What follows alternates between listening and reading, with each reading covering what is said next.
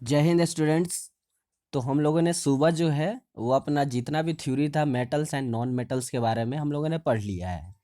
अभी जो हम लोग का बारी है वो हम लोग शाम के शाम एक सीरीज लाए हैं, एमसीक्यू सीरीज, जिसमें हम लोग 600 प्लस एमसीक्यूज क्वेश्चन में आपको प्रैक्टिस कराऊंगा। आप अपने जितने भी दोस्त हैं, आपके साथी हैं, उनके पास शेयर कर दीजिए कि यहाँ पर 600 प्लस एमसीक्यू टाइप क्वेश्चन आपको एग्जाम से पहले तक में पूरा सोल्यूशन के साथ करवाया जाएगा। विथ पीडीएफ भी आपको प्रोवाइड करवाया जाएगा। कहाँ पे मिलेगा ये भी सब मैं आपको इसी वीडियो में बताऊंगा, कहाँ से आप पीडीएफ जो है वो अपना ले सकते हैं, ठीक है, और अच्छे से अपना प्रैक्टिस कर सकते हैं। तो चलिए, अपना नॉन मेटल्स एंड मेटल्स का जो है आपका, जो भी आपका अभी तक हम लोगों ने थ्योरी में पढ़ा है सुबह में, उसका एक बार हम लोग क्वेश्चन प्रैक्टिस लगा लेते हैं। देखते हैं कितना आपको आता है, कितना नहीं आता है, कितना आपने रिवीजन किया है, क्या आपने जो है पीडीएफ जो है लेकर उसको एक बार रिवाइज किया है कि नहीं किया है। वो सारा चीज़ आपको यहाँ पर पता चल जाएगा कि आपका क्या लेवल है, ठीक है। इसी तरह से एक बार मैं आपको फिर से बता दूं, इसी तरह से आपका मैथ का भी चलेगा और इसी तरह से आपका फिजिक्स का भी जो हम लोग प्रैक्टिस करेंगे। तो चलिए स्टार्ट करते हैं। अपना सबसे पहले मेटल्स नॉन मेटल स्टार्ट किया था हम लोगों ने, तो इसका जो है सबसे पहले हम लोग क्वेश्चन पे आ जाते हैं। बाकी ये जितना भी आपका क्विक रिवीजन वाला था मैंने आपको करा दिया है। अगर आप नहीं देखे हैं तो जाके देख लेंगे। तो आते हैं अपना फर्स्ट क्वेश्चन पे। और हमारा फर्स्ट क्वेश्चन क्या कहता है, मल्टीपल चॉइस क्वेश्चन है। कह रहा है कि विच of the following statement is correct about metal. Metal के अबाउट में, यानी मेटल के कहना में कौन सा चीज जो है यहाँ पे करेक्ट है, ये आपको बताना है, ठीक है। कि मेटल जो है वो क्या कहता है, उसका क्या प्रॉपर्टीज है, उसका उसका डेफिनेशन क्या है, ये सब चीज़ जो है उसमें आपको बताना है, ठीक है। एक बार मैं पेंसिल का कलर पतला कर लेता हूँ ताकि आपको जो है जब मैं वहाँ स्केच करूँ तो आपको दिखे सही से। तो उम्मीद है आप समझ गए होंगे क्वेश्चन को कि क्वेश्चन कह क्या रहा है। तो आपको बताना है। तो सबसे पहला ऑप्शन ये बोल रहा है कि metals are positive ions by losing electron. क्या मेटल जो है वो अपना प्लस में रहता है और एक इलेक्ट्रॉन लूज करके, या फिर अपना इलेक्ट्रॉन को लूज करके, क्या वो अपना चार्ज जो है वो प्लस बनाता है कि नहीं बनाता है, यानी अपने ऊपर चार्ज जो है वो प्लस बनाता है। ये आपसे पहला ऑप्शन बोला है। दूसरा बोल रहा है कि मेटल जो है वो अपने ऊपर निगेटिव आयंस रखता है अपना एक इलेक्ट्रॉन को लूज करके। तो क्या ऐसा होता है क्या कि अपना एक इलेक्ट्रॉन वो लूज करता है तो उसके ऊपर एक जो है आपका निगेटिव आयन आ जाता है, ऐसा होता है क्या। थर्ड ऑप्शन है कि metals are form positive ions by gaining electron. क्या वो किसी से एक इलेक्ट्रॉन लेकर या फिर एक से ज्यादा इलेक्ट्रॉन लेकर वो अपने ऊपर पॉजिटिव आयन बनाएगा, क्या अपने ऊपर क्या वो प्लस चार्ज बनाएगा। और फोर्थ वाला है कि क्या वो अपने ऊपर निगेटिव आयन बनाएगा किसी से इलेक्ट्रॉन क्या करके लेकर। तो इन चार ऑप्शन में से कौन सा ऑप्शन मेटल के लिए करेक्ट है, ये आपको बताना है। ये आपका फर्स्ट क्वेश्चन है, ठीक है। तो उम्मीद है आप बना लिए होंगे। अब मैं आपको बता दूं एक चीज, कि ये चीज हम लोगों ने थ्योरी में पढ़ रखा है, ठीक है। थ्योरी वाला जो आपको सुबह में वीडियो मैंने दिया है उसमें ये चीज पढ़ा रखा है। तो इसका करेक्ट ऑप्शन तो ऐसे ए है। ए वाला आपका करेक्ट हो जाए, आपको पता होना चाहिए। जैसे सोडियम मेटल सपोजेट हमने एग्जांपल में लिया, तो सोडियम मेटल अपना एक इलेक्ट्रॉन को लूज करता है और लूज करके अपने ऊपर एक एक प्लस चार्ज बना लेता है। जितना इलेक्ट्रॉन वो लूज करेगा उतना ऊपर उसके प्लस चार्ज बन जाएगा। जैसे अल्युमिनियम लेता हूँ, अल्युमिनियम जो है वो अपना 3 इलेक्ट्रॉन लूज करता है, तो अपने ऊपर क्या करता है, अल्युमिनियम जो है वो अपने ऊपर 3 पॉजिटिव चार्ज ले लेता है, ठीक है। यानी Al3+ जो है वो अपने ऊपर ले लेता है। उम्मीद है आप समझ गए होंगे कि मैं क्या कहना चाहता हूँ।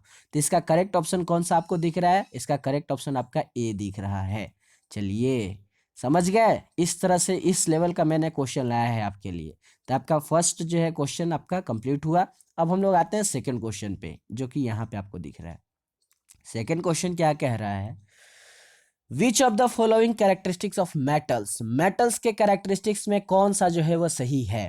पहला है कि दे हैव 1 और 3 वैलेंस इलेक्ट्रॉन्स। इनके पास एक से लेकर 3 तक वैलेंस इलेक्ट्रॉन होते हैं। क्या ये बात सही है कि इनके पास वैलेंस इलेक्ट्रॉन 1 से लेकर 3 तक होते हैं।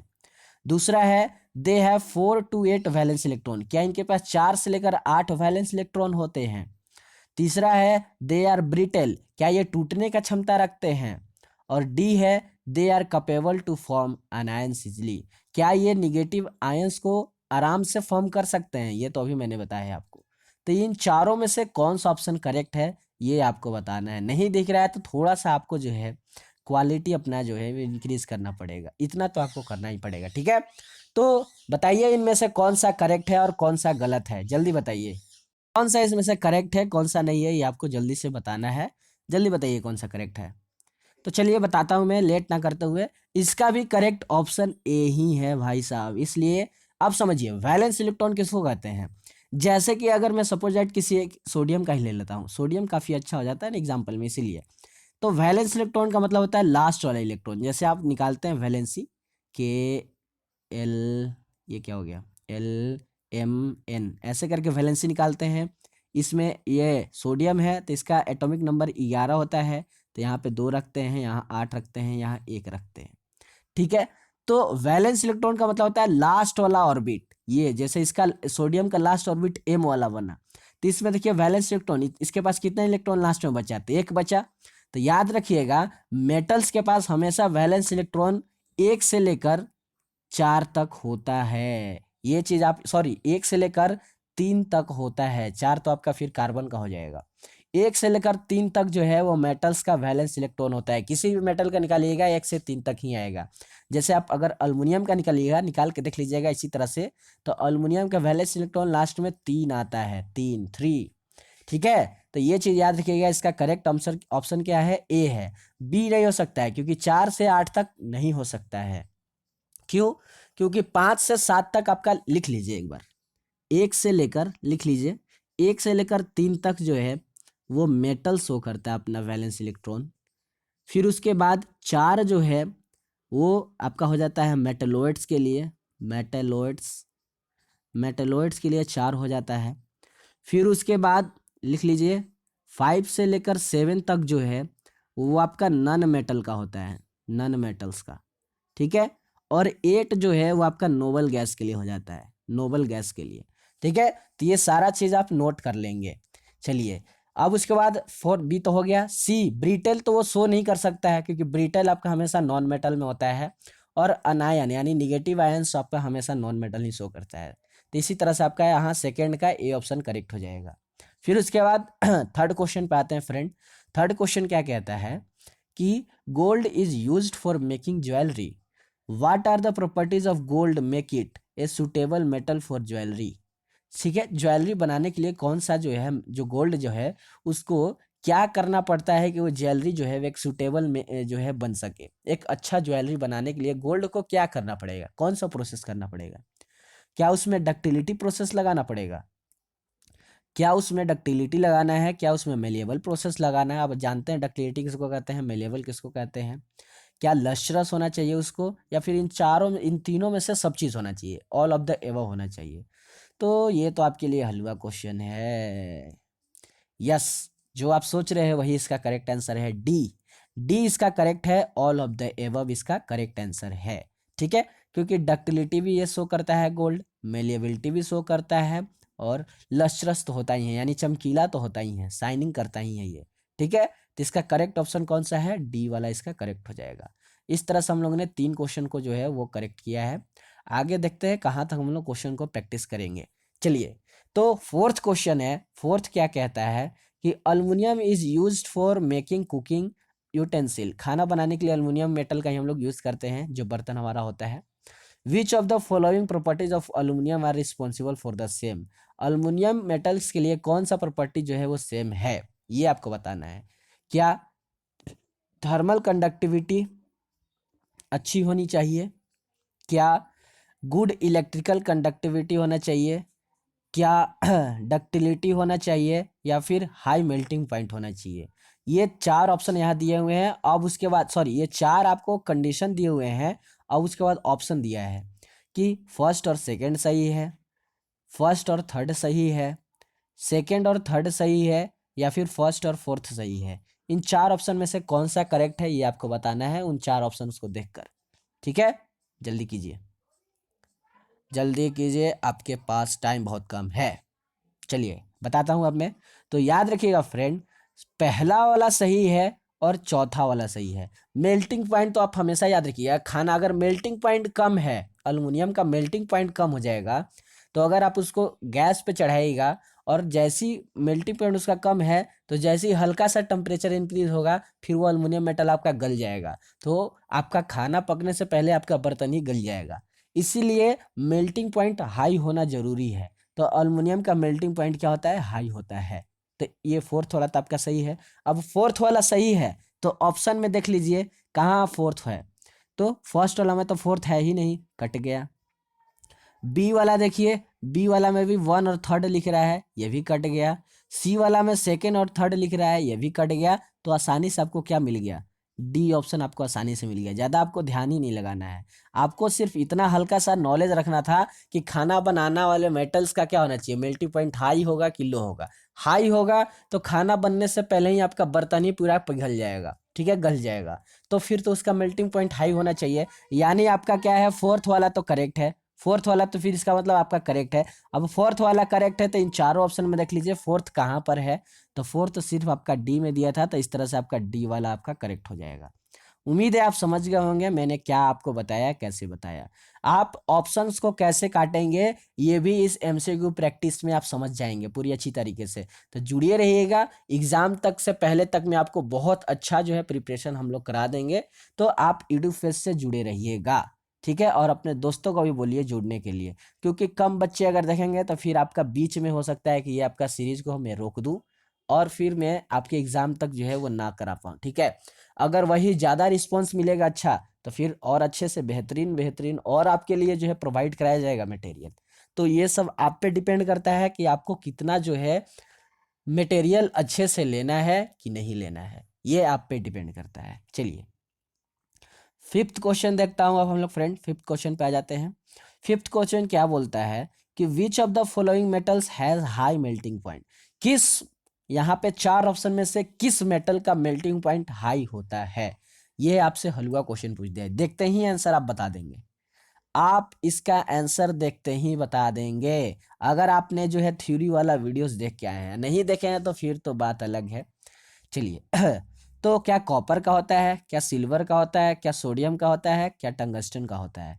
अरे भाई साहब टंगस्टन का होता है, टंगस्टन हमारे बल्ब में लगता है। अब बल्ब बताइए, बल्ब में अगर मेल्टिंग पॉइंट कम वाला चीज़ लगाएंगे जो बल्ब जलता है, तो क्या होगा, वो जैसी बल्ब गर्म होगा वैसे ही वो पिघल जाएगा मेटल और फिर आपका बल्ब फ्यूज हो जाएगा। तो ऐसा तो होना नहीं चाहिए, यानी मेल्टिंग पॉइंट किसका हाई होना चाहिए, तो टंगस्टन का हाई होगा। ये चीज़ आप याद रखिएगा, बल्ब में जो लगता है टंगस्टन मेटल वो आपका उसका मेल्टिंग पॉइंट काफ़ी ज़्यादा हाई होता है, ठीक है। चलिए क्या बढ़ जाए आगे, आगे बढ़ें, तो यस आगे बढ़िए। तो देखिए sixth question, the only metals which is liquid at room temperature. अरे ये क्या पूछ रहा है आपसे, थ्योरी पढ़ के आए हैं तो ये आपके लिए हलवा क्वेश्चन है। अरे भाई साहब मरकरी है, मरकरी, ठीक है। तो यहाँ पे मरकरी जो है एक एकलौता ऐसा मेटल है जो रूम टेम्परेचर पे लिक्विड फॉर्म में होता है, ठीक है। चलिए सेवेंथ है, which of the following reaction shows that the given oxide is amphoteric in nature. Amphoteric मैंने आपको बताया है थ्योरी में, ठीक है, कि एम्फोथेरिक ऑक्साइड किसको बोलते हैं। तो अब इसमें से आपको चार दिया हुआ है ऑप्शन, इन चारों में से पूछा है कि कौन सा एम्फोथेरिक जो है रिएक्शन शो कर रहा है, ठीक है। तो बता दीजिए आप, ये आपके लिए क्या है, अगर आप पढ़ के आए हैं तो फिर हलवा है, नहीं पढ़े हैं तो फिर बात ही अलग है। जल्दी बताइए इसका क्या ऑप्शन होगा करेक्ट, हो गया। चलिए तो अब मैं बताऊं आपको, सबसे पहले तो ए वाला आपका ऐसे ही कट गया, क्योंकि एम्फोथेरिक ऑक्साइड का रिएक्शन कब होता है, जब कोई मेटल ऑक्साइड जो है किसी एसिड या बेस के साथ रिएक्शन होता है, तभी वो एम्फोथेरिक ऑक्साइड सॉरी तभी वो एम्फोथेरिक जो है रिएक्शन कहलाता है। तो इसमें तो मेटल ऑक्साइड है ही नहीं, इसमें आपको सबसे पहले मेटल दिया है और फिर उसके बाद ऑक्सीजन से यानी ऑक्साइड से रिएक्शन करवाया, तब जाके यहाँ पे मेटल ऑक्साइड फॉर्म हुआ है। तो ये वाला तो आपका रिएक्शन है ही नहीं, तो ए वाला ऐसे ही आपका कट गया। बी वाला में मेटल ऑक्साइड है, यानी जिंक ऑक्साइड भी है और एक एसिड भी है H2SO4, और फिर उसके बाद आपका यहाँ पर ये चीज़ बन गया है, यानी बी वाला आपका करेक्ट है। सी वाला देख लेते हैं, सी वाला में मेटल ऑक्साइड है और यहाँ पे बेस दिया है। तो एम्फोथेरिक ऑक्साइड का मतलब क्या होता है कि एसिडिक नेचर भी और बेसिक नेचर दोनों शो करता है वो। तो बी और सी दोनों करेक्ट है, यानी इस हिसाब से आपका डी वाला आंसर करेक्ट हो जाएगा, क्योंकि डी में लिखा है बी एंड सी टुगेदर, यानी दोनों सही है। तो डी वाला आपका करेक्ट हो जाएगा। चलिए उम्मीद है आप समझ गए होंगे। चलिए, नहीं समझे हैं तो एक बार वीडियो को रिपीट कर लीजिएगा, आपको समझ में आ जाएगा। 8 क्वेश्चन क्या कहता है फ्रेंड, 8 है, which of the following oxides of iron would be obtained on prolonged reaction of iron and sorry with steam. Steam के साथ, अब मैंने आपको बता रखा है, एक स्टीम के साथ रिएक्शन बताया है और एक नॉर्मल वाटर के साथ रिएक्शन बताया है। थ्योरी में आप जाके देख लेंगे, वहां पे सारा चीज बताया हुआ है। तो स्टीम का रिएक्शन के साथ आपको पता था कि मैंने स्टीम का रिएक्शन के साथ आपको क्या बताया था कि क्या बनता है, और अगर वाटर के साथ रिएक्शन होता है तो मैंने क्या बताया है, ये सारा चीज मैंने आपको पढ़ा रखा है, तो आपको पता होना चाहिए। तो याद रखिएगा, स्टीम का रिएक्शन के साथ जो है, अगर कोई भी मेटल के साथ करेगी, जैसे यहाँ पे आयरन मेटल के साथ अगर आप स्टीम का रिएक्शन करा रहे हैं, स्टीम के साथ आयरन मेटल का, तो वहां पर हमेशा आपको Fe3O4 मिलेगा, Fe3O4 मिलेगा। समझ गए, ये चीज आप ध्यान रखिएगा फ्रेंड। वहां पर कौन सा ऑक्साइड मिलेगा, तो Fe3O4 आपको मिलता है। चलिए, उम्मीद है आप समझ गए होंगे, नहीं समझे तो एक बार आपको थ्योरी देखना बहुत जरूरी है। चलिए 9th क्वेश्चन पे आते हैं। 9th क्वेश्चन देख लीजिए। थ्योरी अगर आप पढ़ के आए हैं, मैं आपको फिर से बता दे रहा हूँ, थ्योरी अगर आप पढ़ के आए हैं तो आपके लिए सारे क्वेश्चंस हलवा लगेंगे, और एग्जाम में भी यकीन मानिए friend, non metals and metals से अगर कोई भी क्वेश्चन आता है वो आपको हलवा लगेगा। आगे जितना मैं थ्योरी के साथ क्वेश्चन कराऊंगा, अगर आप थ्योरी पढ़े रहेंगे तो हर चैप्टर का क्वेश्चन आपको हलवा लगेगा। तो थ्योरी आपको पढ़ना एकदम मस्ट है, मस्ट है, मस्ट है, मस्ट है, मैं 1000 बार बोलूंगा मस्ट है। तो आप थ्योरी जाके एक बार पढ़ लीजिए। चलिए, बाकी अब आप पे डिपेंड करता है आप क्या पढ़ते हैं क्या नहीं पढ़ते हैं। 9th क्वेश्चन है, what happens when calcium is treated with water. अगर हम कैल्शियम मेटल को वाटर के साथ ट्रीट करेंगे यानी रिएक्शन कराएंगे तो क्या होगा, ये आपसे क्वेश्चन पूछा है। तो देखिए, पढ़ते हैं क्या है कैसे है। पहला यहाँ पे केस दिया है कि it does not react with water, यानी कैल्शियम मेटल जो है वो वाटर के साथ रिएक्ट करेगा ही नहीं, ये आपसे बोला है। आपका कौन सा फर्स्ट केस। सेकंड केस देखते हैं, इट रिएक्ट्स वायलेटली विथ वाटर, ये जो है हल्का रिएक्शन करेगा, ज्यादा नहीं करेगा, एक हल्का सा रिएक्शन करेगा, ये सेकंड है। थर्ड बोल रहा है कि it reacts less violently with water, यानी एकदम कम रिएक्शन करेगा, लेस वायलेटली करेगा ये। और फोर्थ है कि bubbles of hydrogen gas formed stick to the surface of calcium, calcium के सरफेस पे हाइड्रोजन गैस का बबल्स जो है वो आपको दिखने को मिलेंगे, देखने को मिलेंगे। क्या इन चारों में से कौन सा सही है, उसके बाद यहाँ पे 4 ऑप्शन दिए हुए हैं, देख के आपको बताना है। जल्दी बताइए, जल्दी बताइए, ये भी पढ़ाया हुआ है। चलिए, तो इसका करेक्ट आंसर है डी, यानी कि थर्ड एंड फोर्थ।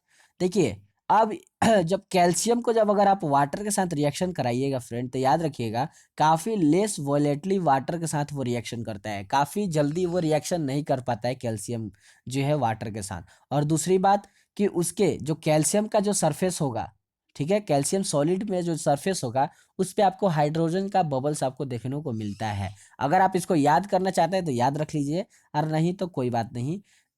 ये आपको एग्जाम में आएगा तब आपको याद रहेगा हमेशा कि इसका जो है क्या होगा कि ये लेस वॉलेटली करता है वाटर के साथ रिएक्शन, और दूसरी बात कि बबल्स जो है वो हाइड्रोजन का दिखता है कैल्शियम पे। चलिए, जिसका करेक्ट आंसर कौन सा है, डी वाला करेक्ट हो जाएगा। नेक्स्ट क्वेश्चन देखते हैं। 10th क्वेश्चन देखते हैं। 10th क्वेश्चन पे आते हैं। मजा आ रहा है ना, मजा आ रहा है तो यार लाइक, लाइक, लाइक, मजा आ रहा है तो लाइक, सिंपल सी बात है। मजा आ रहा है तो लाइक, नहीं आ रहा है तो फिर छोड़ दीजिए, आपके लिए फिर ये वीडियो नहीं है।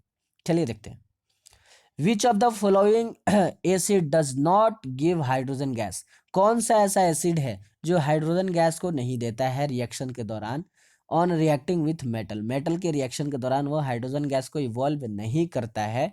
इन चारों में से कौन सा वो एसिड है, ये आपको बताना है। क्वेश्चन नंबर 10, जल्दी बताइए। अब ये चीज पढ़ाया हुआ है, मैंने आपको बता रखा है। जल्दी, क्या वो नाइट्रिक एसिड है, क्या सल्फ्यूरिक एसिड है, या फिर क्या वो हाइड्रोक्लोरिक एसिड है। इन चार तीन ऑप्शन है, फिर इसके बाद डी वाला बोल रहा है कि इन तीनों तीनों के तीनों जो है वो सही है। तो जल्दी बताइए इनमें से कौन सा आंसर जो है वो सही है। यस, गुड, यहाँ पे ए वाला सही है, नाइट्रिक एसिड, यानी कि HNO3 वाला जो है इसका रिएक्शन आप मेटल के साथ कराते हैं तो ये कभी भी हाइड्रोजन गैस को नहीं निकालता है। बहुत बढ़िया, बहुत बढ़िया, ऐसे पढ़िए। तो ए वाला इसका करेक्ट हो जाएगा, HNO3। बाकी आप H2SO4 को अगर मेटल के साथ कराइएगा तो यहाँ से हाइड्रोजन गैस आपका निकलता है। जैसे मैं अगर H2SO4 का एग्जाम्पल ले लूँ तो देखिएगा फ्रेंड, 2 मोल्स ऑफ Na ले लेता हूँ, प्लस में H2SO4 का रिएक्शन कराता हूँ, तो ध्यान से देखिए ये 2 मोल ऑफ Na जो है वो यहाँ से SO4 को ले लेता है तो बनाता है Na2SO4 और यहाँ से हाइड्रोजन गैस बाहर निकल जाता है। तो देखिए H2SO4 के रिएक्शन में आपका मेटल के साथ कराया तो हाइड्रोजन गैस निकला, ठीक है। उसी तरह से अगर HCl का रिएक्शन करेगा तो उसमें भी आपका हाइड्रोजन गैस निकलेगा, बट नाइट्रिक एसिड ऐसा है जिसमें आपका हाइड्रोजन का इवोल्यूशन नहीं होता है रिएक्शन के दौरान, ठीक है। तो ए वाला आपका करेक्ट ऑप्शन हो जाएगा। चलिए 10th क्वेश्चन के बाद 11th क्वेश्चन कंप्लीट करना है आपको। रिएक्शन रिएक्शन आपको यहाँ दिया हुआ है Al2O3 प्लस HCl। अब एरो के बाद आपको बताना है कि इन दोनों में क्या होगा। अब आपको पता होना चाहिए कि Al2O3 दिया है भाइयों और बहनों और यहाँ HCl दिया है। तो अब आप खुद से जानिए कि यहाँ पे तो H और O है तो वाटर तो बनेगा ही बनेगा। तो जहाँ पर वाटर नहीं है उस ऑप्शन को काट दीजिए। तो बी वाला आपका कट गया कि नहीं होगा और डी वाला आपका कट गया कि नहीं होगा। अब यहाँ ध्यान से देखिएगा फ्रेंड, ध्यान दीजिएगा, क्या जी ध्यान देना है। तो Al2O3 है, ठीक है, चल कह नहीं रहा है, Al2O3 है, प्लस में आपका यहाँ HCl दिया है, ठीक है, ये दिया है ना। अब देखिएगा यहाँ से तो एक आपका H2O बन गया, एक H2O आपका बन गया, ठीक है। यहाँ से ध्यान दीजिएगा, H2O बनने के बाद अब यहाँ से आपका बनता है AlCl3, AlCl3। अब ये ऑप्शन देख लीजिए कहाँ पर है, किस ऑप्शन में करेक्ट है। ये रिएक्शन अगर आपको याद नहीं है तो फिर आपको याद रखना पड़ेगा, बाकी इसके जरिया और कोई आपके पास चारा नहीं है, आपको याद रखना ही पड़ेगा कि Al2O3 का HCl के साथ रिएक्शन करते हैं तो AlCl3 प्लस H2O आपको मिलता है। ये रिएक्शन मैंने थ्योरी में करा रखा है, आप थ्योरी में जाके देख लेंगे, ठीक है। सारा चीज मैंने कराया है, अगर आप थ्योरी नहीं देख के आए हैं तो बहुत बड़ा पाप कर रहे हैं, ठीक है। मैंने सारा चीज पढ़ा रखा है। तो इसका करेक्ट ऑप्शन 11 का क्या हो जाएगा, सी हो जाएगा। उसके बाद फ्रेंड आगे 12th पे आ जाते हैं। 12th क्वेश्चन क्या बोलेंगे अब उसको देखते हैं। काफी मेहनत लगता है यार आप लोगों को पढ़ाने में, चलिए, लेकिन आप लोग लाइक नहीं करते। चलिए 12th क्वेश्चन देखते हैं। Which of among the following statement is incorrect by the magnesium metal. Magnesium metal के लिए कौन सा ऑप्शन जो है वो इनकरेक्ट है, ये आपको बताना है। मैग्नीशियम मेटल के लिए कौन सा ऑप्शन इनकरेक्ट है ये आपको बताना है। अब ये चीज़ तो आपको भाई फर्स्ट चैप्टर में भी पढ़े हैं और इस बार थर्ड चैप्टर में भी मैंने आपको हल्का सा जो है वो पढ़ा रखा है, तो आपको पता होना चाहिए मैग्नीशियम मेटल के लिए कौन सा चीज़ जो है वो करेक्ट है, ठीक है। चलिए पहला बोल रहा है कि अगर मैं मैग्नीशियम को बर्न करता हूं तो वहां से ऑक्सीजन निकलता है और एक डैजलिंग वाइट फ्लेम भी निकलता है। क्या ऐसा है क्या, क्या ऐसा है क्या? मैग्नीशियम को जब मैं ऑक्सीजन के साथ बर्न करता हूं तो आपको वहां से डैजलिंग वाइट फ्लेम भी निकलता है। चलिए बी वाला है, it reacts with cold water to form magnesium oxide and evolution of hydrogen gas. अगर मैं मैग्नीशियम को कोल्ड वाटर के साथ H2O के साथ रिएक्शन कर देता हूँ तो यहाँ से जो है वो मैग्नीशियम ऑक्साइड बनता है, मैग्नीशियम ऑक्साइड बनता है और हाइड्रोजन गैस का इवोल्यूशन होता है। क्या ये बात सही है? क्या ये बात सही है? ऐसा होगा क्या कभी? अरे भाई गलत है, यहाँ से मैग्नीशियम हाइड्रोक्साइड का फॉर्मेशन होता है, ठीक है। तो कभी भी अगर आप कोल्ड वाटर के साथ रिएक्शन कीजिएगा मैग्नीशियम का तो वहाँ से मैग्नीशियम हाइड्रोक्साइड का फॉर्मेशन होता है। तो सी वाला करेक्ट है, मैग्नीशियम हाइड्रोक्साइड का फॉर्मेशन यहाँ पे होता है और हाइड्रोजन गैस भी आपका निकलता है। और डी वाला बोल रहा है कि इट रिएक्ट विथ स्टीम, अगर स्टीम के साथ मैग्नीशियम का रिएक्शन कीजिएगा तो उसमें भी मैग्नीशियम हाइड्रोक्साइड का ही इवोल्यूशन होता है और हाइड्रोजन गैस ही निकलता है। तो आपसे पूछा था इनकरेक्ट, आपसे पूछा था कौन सा इसमें से गलत है, तो बी वाला एकदम सही है, बी वाला एकदम ही गलत स्टेटमेंट है, तो इसमें से इनकरेक्ट ही पूछा था, तो बी वाला आपका सही हो जाएगा ऑप्शन। बाकी आपको पता था फर्स्ट चैप्टर में आप पढ़े थे कि अगर मैग्नीशियम रिबन को आप बर्न करेंगे तो एक डैजलिंग वाइट फ्लेम आपका निकलता है, या आप फर्स्ट चैप्टर में भी पढ़े हैं, ठीक है। तो इस तरह से आपका यहाँ करेक्ट जो है आपका क्या हुआ, बी वाला हो गया, कि बी वाला स्टेटमेंट गलत है, और आपसे गलत ही स्टेटमेंट पूछा था, इनकरेक्ट पूछा था कि मैग्नीशियम मेटल के लिए जो है कौन सा इनकरेक्ट आपका है, ठीक है। चलिए नेक्स्ट क्वेश्चन, और इस तरह का क्वेश्चन आपको एग्जाम में देखने को बहुत मिलते हैं। 13 क्वेश्चन है क्या है क्वेश्चन देखिए, कह रहा है कि 2 ml each of concentrated HCl और HNO3 and A mix of concentrated HCl and HNO3 concentrated in the ratio of 3:1। अब आपको रेशियो देख के पता तो चल ही गया होगा भाई साहब ये क्या है, और एसिड भी देख के आपको पता चल गया होगा कि ये क्या दे रहा है। अरे यार तुम लोगों को इतना नहीं पता, कॉन्सेंट्रेटेड HCl और HNO3 भी कॉन्सेंट्रेटेड, और रेशियो भी 3:1 या फिर 1:3 कुछ भी कहो, ठीक है। अगर जिस रेशियो में दिया है, क्या आपने एक्वा रेजिया पढ़ा है थ्योरी में, पढ़ा है ना, बस वही तो है यार। तो एक्वा रेजिया का ही यहाँ पे दिया है, उसके बाद आपसे बोला है कि were taken in the test tube labelled labelled and ABC, 3 यहाँ पे टेस्ट ट्यूब लिया गया है।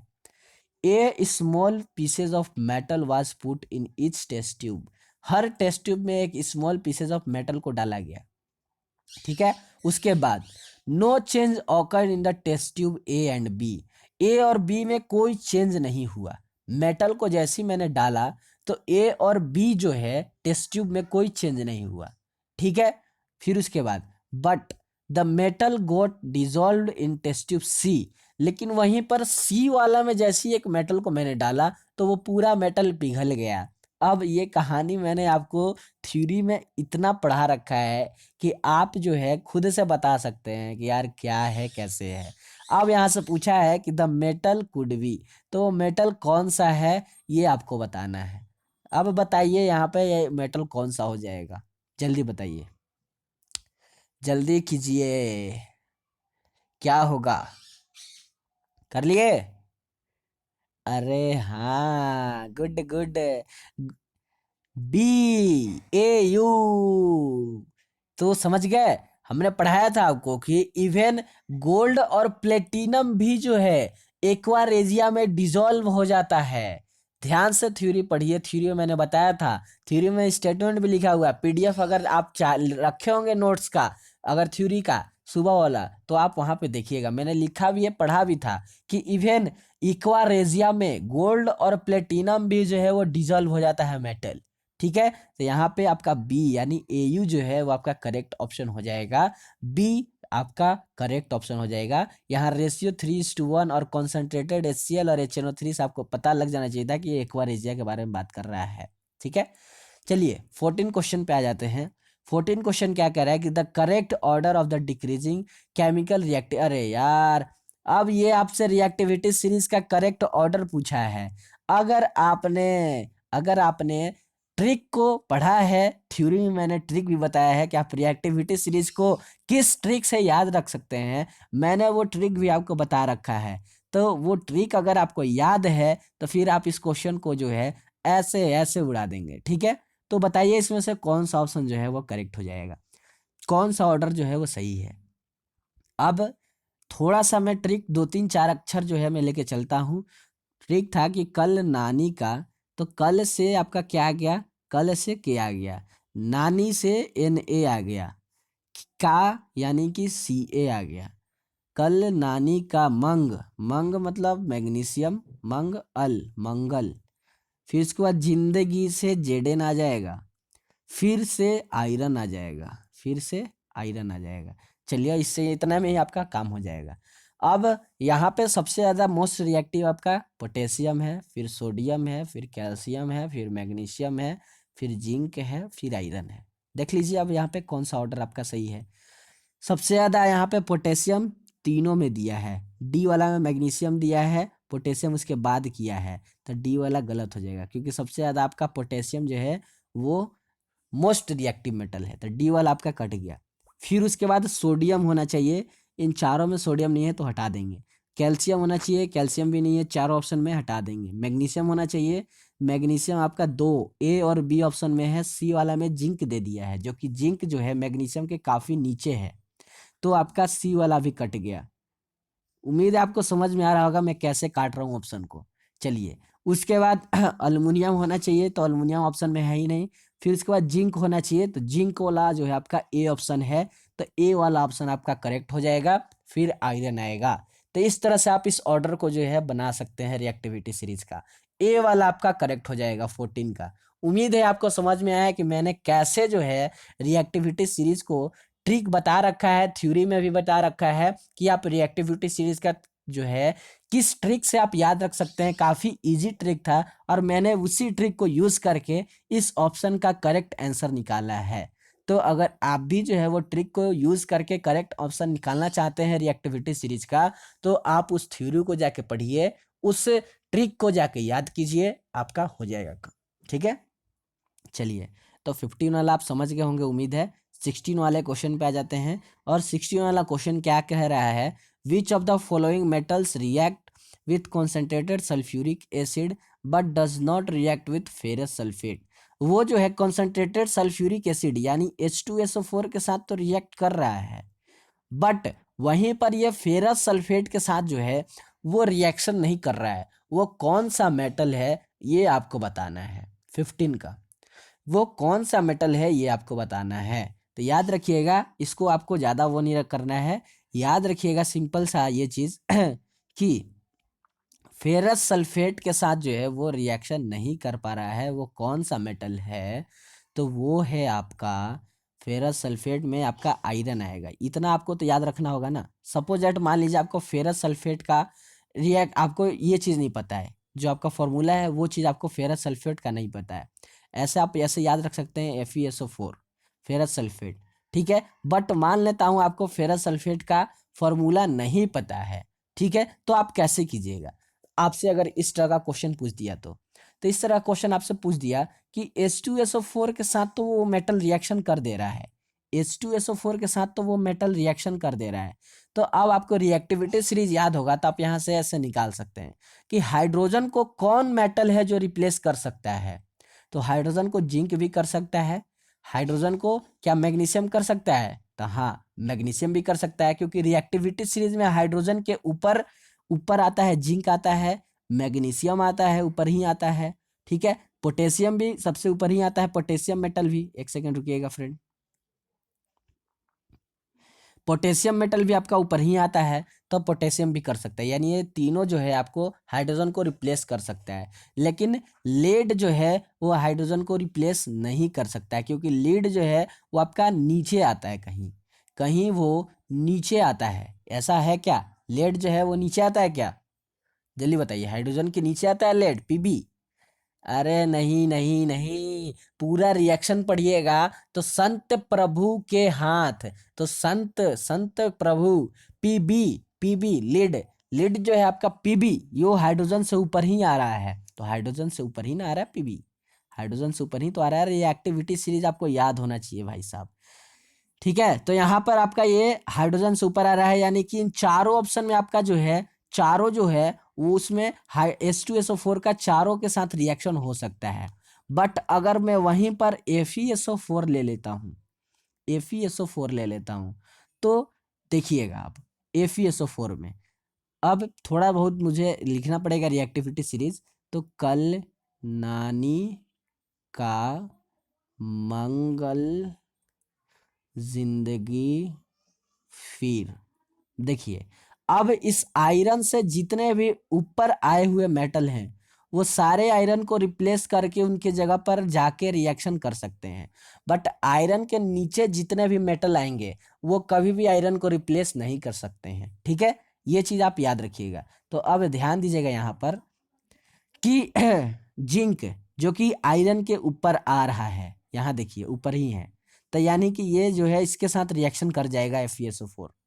मैग्नीशियम, मैग्नीशियम भी देखिए आयरन के ऊपर ही है, यहाँ पर है, यानी मैग्नीशियम भी रिएक्शन कर जाएगा। आपसे पूछा है नहीं करने वाला, does not react with FeSO4, तो ऑप्शन नहीं करने के लिए पोटेशियम, पोटेशियम जो कि देखिए सबसे ऊपर ही है, यानी ये तीनों आपका रिएक्शन कर सकता है, बट पीबी एक ऐसा है जो एफी को रिप्लेस नहीं कर सकता है, यानी कोई रिएक्शन नहीं कर सकता है, यानी इसका करेक्ट आंसर जो है वो आपका डी है, यानी पीबी है। अब सोचिए आपका रिएक्टिविटी सीरीज अगर आपको सीक्वेंस में नहीं याद होगा तो फिर आप इस तरह का क्वेश्चन नहीं कर सकते हैं। तो प्लीज मुझे, मैं आपके सामने हाथ जोड़कर कह रहा हूं कि आप प्लीज एक बार जो है वो थ्योरी को जाके पढ़िए, आप उसको ध्यान से एक बार रिवीजन कीजिए। आपको जो है मैं गारंटी के साथ कर रहा हूं कि आपका मेटल नॉन मेटल में एक भी क्वेश्चन नहीं छूटेगा। अभी तक मैंने जितना भी 15 क्वेश्चन कराया, 15 क्वेश्चन जो है वो आपका चैप्टर जितना भी मैंने थ्योरी कराया है उस थ्योरी के अंदर से ही है। ये बात आपको मैं बता दे रहा हूँ, अगर आप जो लोग पढ़ के देख रहे हैं उनको पता लग रहा होगा, ठीक है। अब जो नहीं पढ़े हैं भाई उनका तो बात ही अलग है फिर, ठीक है। तो चलिए आगे बढ़ते हैं, आगे देखते हैं अब आगे हमारा क्या है। 16 नंबर क्वेश्चन और आपके सामने हाजिर है 16 नंबर। अब यार आप लोग अपना लेवल जान सकते हैं अगर आप जिन्होंने थ्योरी पढ़ के आया है। अब नहीं पढ़े हैं तो मैं क्या कर सकता हूँ आपके सामने, बस आपके सामने मैं एक रिक्वेस्ट ही कर सकता हूँ कि आप प्लीज़ जाके थ्योरी पढ़िए, थ्योरी पढ़िए। और नए हैं तो चैनल को सब्सक्राइब कीजिए और फिर आराम से जो है अपना एग्ज़ाम तक जो है इस चैनल से जुड़े रहिए। आपका लेवल जो है क्या होगा वो आपको पेपर देने के बाद ही पता चल जाएगा, ठीक है। चलिए तो 16 नंबर क्वेश्चन पे आते हैं फ्रेंड। 16 नंबर क्वेश्चन क्या बोल रहा है, अब इसको हम लोग देखेंगे ध्यान से। आइए आइए 16 नंबर देखिए 16 बोल रहा है which of the following pairs will give displacement reaction. अब आपको यहाँ बताना है कि कौन सा पेयर जो है वो डिस्प्लेसमेंट रिएक्शन को बता रहा है। यहाँ फर्स्ट चैप्टर से भी कुछ रिलेटेड क्वेश्चंस हैं, ठीक है।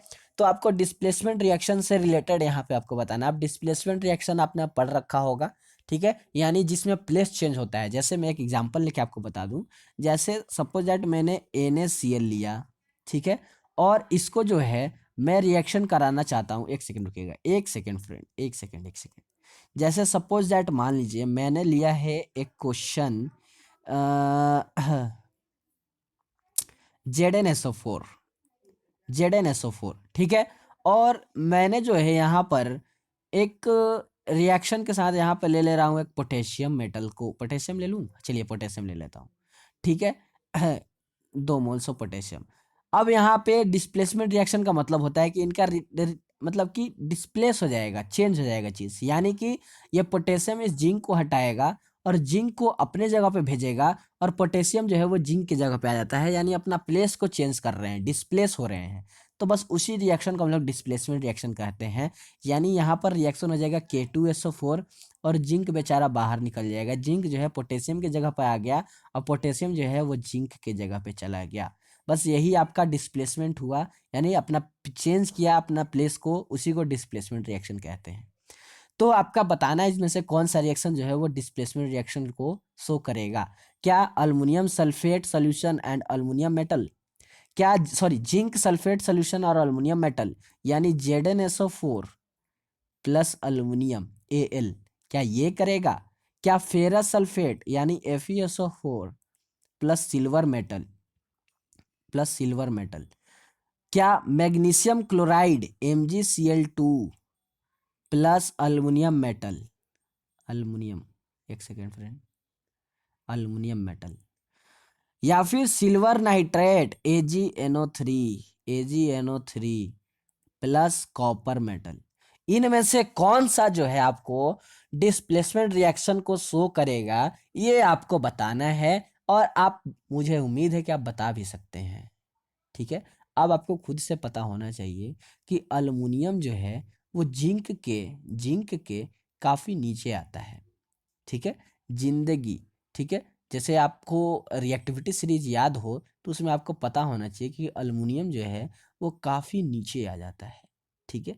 तो आपसे पूछा है कौन सा जो है वो डिस्प्लेसमेंट रिएक्शन आपको दे सकता है, तो मेरे ख्याल से तो मेरे ख्याल से आपका यहाँ पे करेक्ट आंसर होना चाहिए डी, सिल्वर नाइट्रेट सोल्यूशन और कॉपर मेटल, इनका रिएक्शन जो है वो डिस्प्लेसमेंट रिएक्शन हो सकता है।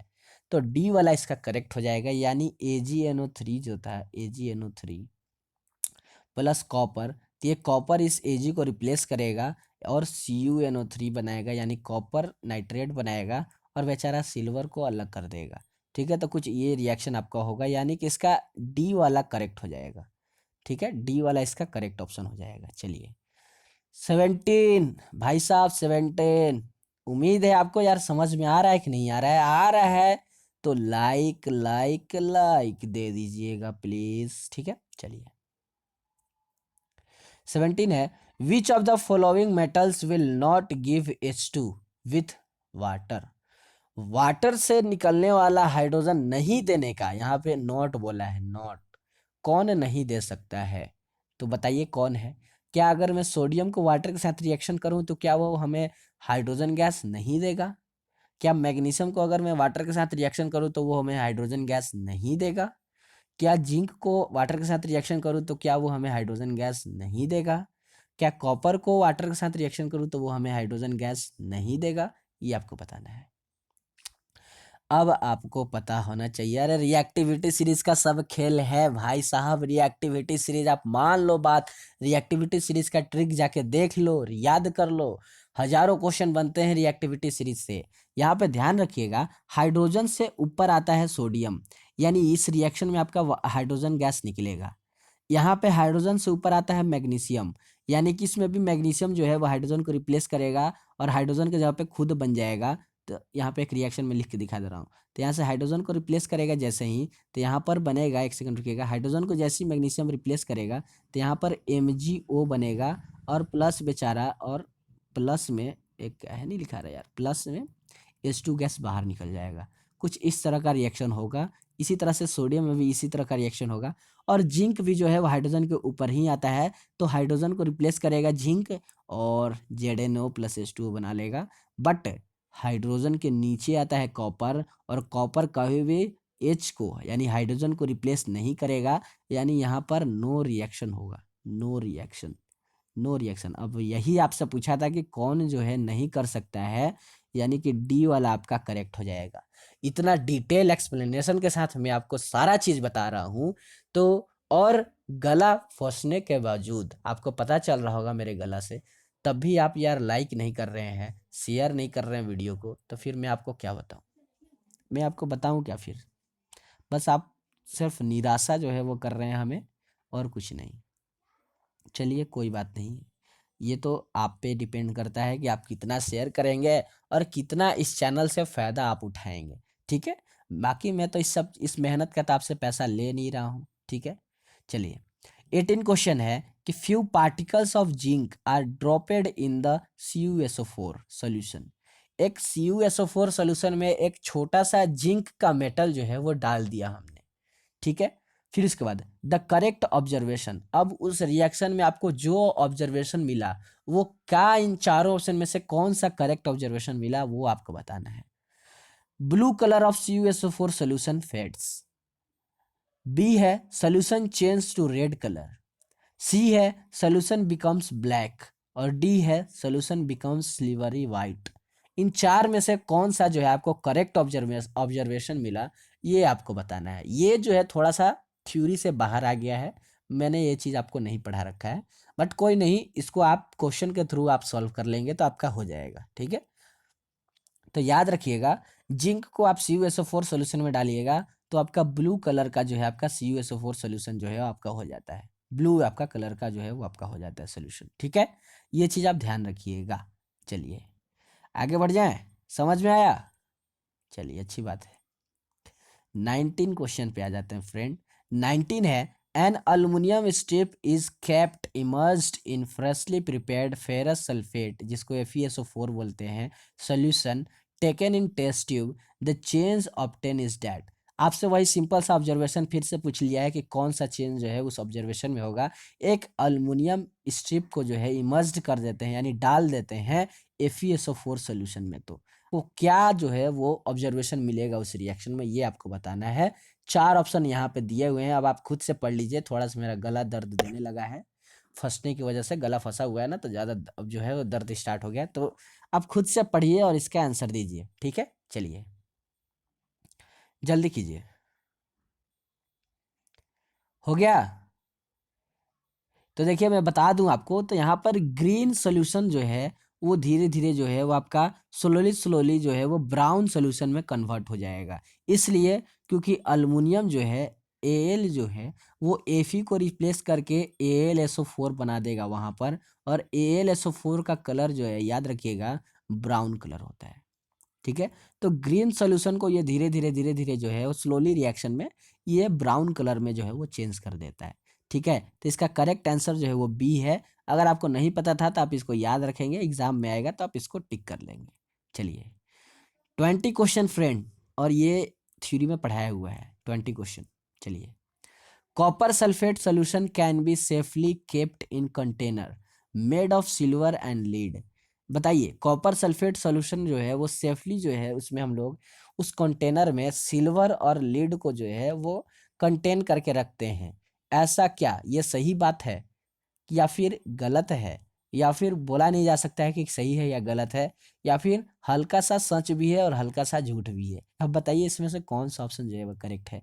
क्या कॉपर सल्फेट सोल्यूशन में हम लोग सिल्वर और लीड को जो है स्टोर करके रखते हैं? जल्दी बताइए, जल्दी से बताइए आप। तो चलिए मैं बताता हूँ, टाइम आपका खत्म। डी वाला इसका करेक्ट है, यानी partially true and partially false, यानी हल्का सच भी है और हल्का झूठ भी है। हाँ हम लोग कभी कभी जो है वो सिल्वर और लेड को जो है वो कॉपर सल्फेट में केप्ट करके रखते हैं, बट वो किसी रिएक्शन के दौरान हम लोग रखते हैं। अगर उस रिएक्शन में जो है बोला है कि आपको कॉपर सल्फेट सोल्यूशन में हल्का सा आपको उसको इमर्ज करके और फिर उसके बाद उसको रिएक्शन में हम लोग को करना है, तो आप उस समय कर सकते हैं। बाकी आप हमेशा जो है वो सिल्वर को और लेड को जो है हमेशा आप कॉपर सल्फेट सॉल्यूशन में नहीं रखेंगे, ठीक है। तो ये हल्का सच भी है और हल्का झूठ भी है, आप इसको सिंपली बता सकते हैं, यानी partially true and partially false, ये आपका करेक्ट ऑप्शन हो जाएगा। चलिए 21, उम्मीद है आपको समझ में आ गया होगा वो चीज़। चलिए, तो मेटल्स हम लोगों ने अधिकतर चीज़ पढ़ लिया है, अब थोड़ा सा नॉन मेटल्स पे आ जाते हैं, ठीक है। चलिए 21 क्वेश्चन है कि non metals are electropositive in nature. Non metals जो है वो हमेशा इलेक्ट्रोपॉजिटिव होते हैं नेचर में। क्या ये बात सही है, क्या ये बात गलत है, क्या इसको कुछ कहा नहीं जा सकता है, या फिर पार्शियली सही भी है और गलत भी है? अब ये तो आपके लिए हलवा क्वेश्चन है, थ्योरी में पढ़ाया हुआ है। सिंपल सी बात है, ये बात एकदम गलत है। क्यों? क्योंकि नॉन मेटल हमेशा जो है वो इलेक्ट्रो पॉजिटिव की जगह इलेक्ट्रो निगेटिव लिखा रहता, इलेक्ट्रो निगेटिव लिखा रहता, निगेटिव, तो बात सही था। क्योंकि नॉन मेटल जो है, जैसे क्लोरीन एक नॉन मेटल है, तो इस पर हमेशा निगेटिव चार्ज बना रहता है, न कि पॉजिटिव चार्ज बना रहता है। तो ये बात हमेशा के लिए गलत है, ठीक है, ये बात ध्यान रखिएगा। 22 देखते हैं। 22 क्वेश्चन है कि विच of the following is not a property of non metal. Non metal का कौन सा प्रॉपर्टी नहीं है ये आपको बताना है। पहला है कि they are neither malleable nor ductile, ये तो आपका पहला ही आपको मिल गया। अच्छा आपसे नहीं पूछा है ना, सॉरी, ये देखिएगा, इसीलिए आप ध्यान से क्वेश्चन को पढ़िएगा। आपसे नहीं पूछा है, ये नहीं बोला है कि है, आपसे पूछा है कि नहीं है, ठीक है। नॉट यहाँ पे घेरा मार दे रहा हूँ आपको। दूसरा बोला है कि दे आर ब्रिटेल, ये दोनों बात सही है, ये दोनों जो है नॉन मेटल का प्रॉपर्टी है। और देखते हैं और कहाँ है, दो ऑप्शन और यहाँ पर है। दे आर सोनोरस, भाई साहब गलत, नॉन मेटल कभी भी सोनोरस नहीं होता है। They are poor conductor of heat and electricity, ये भी बात सही है। यानी इसका करेक्ट ऑप्शन सी हो जाएगा, क्योंकि आपसे नॉट पूछा था, तो ये सोनोरस नहीं होता है, ये नॉन सोनोरस होता है, इनमें कोई साउंड नहीं होता है नॉन मेटल में। चलिए 23वां क्वेश्चन पे आ जाते हैं। 23वां क्वेश्चन है generally non metals are not conductor of electricity, यानी ये नॉन मेटल जो है जनरली इलेक्ट्रिसिटी को कंडक्ट नहीं करते हैं। विच of the following is a good conductor of electricity, ये भी आपके लिए हलवा है, आपको पता होना चाहिए। इसमें से सारे मेटल्स तो जो है गुड कंडक्टर ऑफ इलेक्ट्रिसिटी नहीं होते हैं, बट एक ऐसा एक्सेप्शन वाला मेटल था जो कि गुड कंडक्टर ऑफ इलेक्ट्रिसिटी था। तो वो कौन सा मेटल है ये आपको बताना है, जल्दी बता दीजिए। यस यस यस, पेंसिल वाला, ग्रेफाइट, गुड, बैटरी में जो लगता है, सही है, अच्छी बात है। तो बी ग्रेफाइट जो है वो इसका सही है। ग्रेफाइट जो है आपका गुड कंडक्टर ऑफ इलेक्ट्रिसिटी माना जाता है उसको, नॉन मेटल होने के बावजूद भी वो गुड कंडक्टर ऑफ इलेक्ट्रिसिटी है। चलिए 24, विच of the following non metal is a liquid at room temperature, ये भी आपके लिए हलवा है। अब बता दीजिए मरकरी क्या है। मरकरी, मरकरी जो है वो आपका नॉन मेटल और लिक्विड होता है रूम टेम्परेचर पे। अरे भाई मरकरी तो मेटल में आ जाएगा ना, तो ये तो आपका होगा नहीं। अब बताइए और कौन सा। दो तो मैंने आपको बताया ही था, एक मरकरी और दूसरा ब्रोमीन। अब ब्रोमीन आपका नॉन मेटल में आ जाता है, तो डी वाला आपका करेक्ट हो जाएगा। मरकरी अगर मेटल रहता तो मरकरी, नॉन मेटल होगा तो ब्रोमीन। चलिए नेक्स्ट आगे बढ़ जाते हैं। Generally non metals are not lustrous, which of the following non metal is lustrous. अधिकतर मेटल्स जो हैं वो लस्टर्स नहीं होते हैं, यानी चमकीला नहीं होते हैं। बट एक एक्सेप्शन मैंने आपको बताया था कि वो जो है आपका लस्टरस होता है। अब वो कौन सा है ये आपको बता देना है, और देखते ही आप बोलेंगे कि भैया आयोडीन। आयोडीन जो है वो आपका लस्टरस नॉन मेटल होता है। ठीक है, तो यहाँ पर करेक्ट ऑप्शन आपका कौन सा हो जाएगा, बी आपका करेक्ट हो जाएगा। 16 है match of the following option. अब यहाँ पे आपको मैच करना है। ठीक है, कॉलम 1 में आपको एलिमेंट्स का नाम दिया है और कॉलम 2 में उसका प्रॉपर्टीज दिया हुआ है। तो आयोडीन है इधर, मरकरी है, ब्रोमीन है और डायमंड है, और इधर है liquid metal, liquid non metal. अब ये दो चीज़ तो आप खुद से लगा लेंगे भी। तीसरा है लस्ट्रस और चौथा है हार्डेस्ट सब्सटेंस। अब आप खुद से बताइए इसमें से कौन सा करेक्ट है, और यहाँ पर ऑप्शन दिया है ए बी सी डी करके यहाँ पे लिखा हुआ है। अब लिखा है कि ए में जो है आप यहाँ पे A B C D 4 option दिए हुए हैं, कि जो ए है यानी आयोडीन है, ये आपका पहला वाला से जाके मैच करेगा, यानी लिक्विड मेटल है वो। या फिर तीसरा वाला से, यानी तीसरा यानी कि यहाँ पर आ जाइए, यानी वो लस्ट्रस होता है आयोडीन। या फिर दूसरा वाला से, यानी कि यहाँ पे आ जाइए वो नॉन मेटल है आयोडीन लिक्विड फॉर्म में। या फिर चौथा वाला से, यानी वो एक हार्डेस्ट सब्सटेंस है। इस तरह से यहाँ पे आपको दिया हुआ है ए बी सी डी, और इधर से भी ऐसे। ठीक है, तो जल्दी बताइए कौन सा करेक्ट हो जाएगा। तो भाई साहब मैंने आपको अभी बताया था कि आयोडीन एक ऐसा मेटल है जो कि काफ़ी ज़्यादा चमकीला है, यानी कि तीसरा हो जाएगा। तो ए का थर्ड आपको सिर्फ बी वाला में दिख रहा है, तो बी वाला ही आपका करेक्ट हो जाएगा। अब और सब मिला भी लेते हैं। मरकरी आपका एक लिक्विड है, लिक्विड है वो भी मेटल का लिक्विड है, तो फर्स्ट हो जाएगा। तो ये देखिए बी का जो है फर्स्ट यहाँ पर देखिए। फिर उसके बाद ब्रोमीन जो है वो आपका नॉन मेटल का लिक्विड फॉर्म में है, यानी बी का सॉरी सी का सेकंड। तो ये देखिए सी का यहाँ पर सेकंड है। ठीक है, फिर उसके बाद डायमंड जो है वो एक हार्डेस्ट सब्सटेंस होता है, यानी डी का फोर। तो ये देखिए डी का फोर यहाँ पर है। ठीक है, यानी कि इस हिसाब से देखा जाए तो आपका कौन सा ऑप्शन करेक्ट हो जाएगा, इस हिसाब से देखा जाए तो आपका ऑप्शन नंबर बी जो है वो आपका करेक्ट हो जाएगा। उम्मीद है आप समझ गए होंगे कि कैसे मैंने इसको सॉल्व किया। चलिए नेक्स्ट 27 क्वेश्चन देखते हैं। 27 क्वेश्चन क्या कह रहा है। 27 क्वेश्चन है कि non metal oxide react with water to form. Non metal oxide जो है जब वाटर से रिएक्ट करता है तो क्या फॉर्म करता है, ये आपको बताना है। अब मैं आपको इसमें क्या बताऊं, ये सब चीज़ यार मैंने आपको थ्योरी में पढ़ा रखा है, तो फिर तो ये आपके लिए तो हलवा है। अब मैं इसको क्या बताऊं आपको। अब आपको मैंने बताया था कि नॉन मेटल को अगर आप वाटर के साथ रिएक्शन कीजिएगा तो हमेशा एसिड फॉर्म करता है। जैसे अगर मैं क्लोरीन को अगर मैं वाटर के साथ रिएक्शन कराऊं, वाटर के साथ, तो यहाँ पे आपको HCl बन जाएगा, और प्लस में आपको ऑक्सीजन गैस इधर बाहर निकल जाएगा। इस तरह का मैंने अभी देखिए यहाँ पे HCl क्या हुआ, यहाँ पर एक एसिड फॉर्म हो गया। यानी कि यहाँ पर हमेशा जो अगर नॉन मेटल को अगर आप वाटर के साथ रिएक्शन करवाइएगा तो आपको एसिड फॉर्म होता हुआ मिलेगा। ठीक है, यानी कि इसका करेक्ट ऑप्शन सी यानी कि एसिड करेक्ट हो जाएगा। Next 28, the combination of carbon monoxide. Carbon monoxide जो है वो सीओ को कहते हैं। सीओ का कॉम्बिनेशन अगर हाइड्रोजन के साथ करें तो उसको हम लोग क्या बोलते हैं, कार्बन मोनोऑक्साइड प्लस में H2 गैस। अब इन दोनों का कॉम्बिनेशन को हम लोग क्या बोलते हैं मिलाकर, ये आपको बताना है। ये काफ़ी अच्छा क्वेश्चन है, और इसको मेरे तरफ से VVI लगा लीजिएगा, यानी वेरी वेरी इंपॉर्टेंट क्वेश्चन लगा लीजिएगा मेरे तरफ से। ठीक है, तो अब बताइए carbon monoxide plus hydrogen gas का कॉम्बिनेशन को हम लोग क्या बोलते हैं, जल्दी बताइए। Yes good, water gas. Water gas जो है हम लोग इसको बोलते हैं, यानी कि डी वाला इसका करेक्ट हो जाएगा, वाटर गैस। इसको याद रखिएगा फ्रेंड, कभी भी कार्बन मोनोऑक्साइड और वाटर का कॉम्बिनेशन से पूछा है कि इसको हम लोग क्या बोलते हैं, तो याद रखिएगा उसको हम लोग वाटर गैस बोलते हैं। चलिए, तो हम लोग 28 क्वेश्चन तक काफ़ी मज़ेदारी तरीके से हम लोग पढ़ चुके हैं।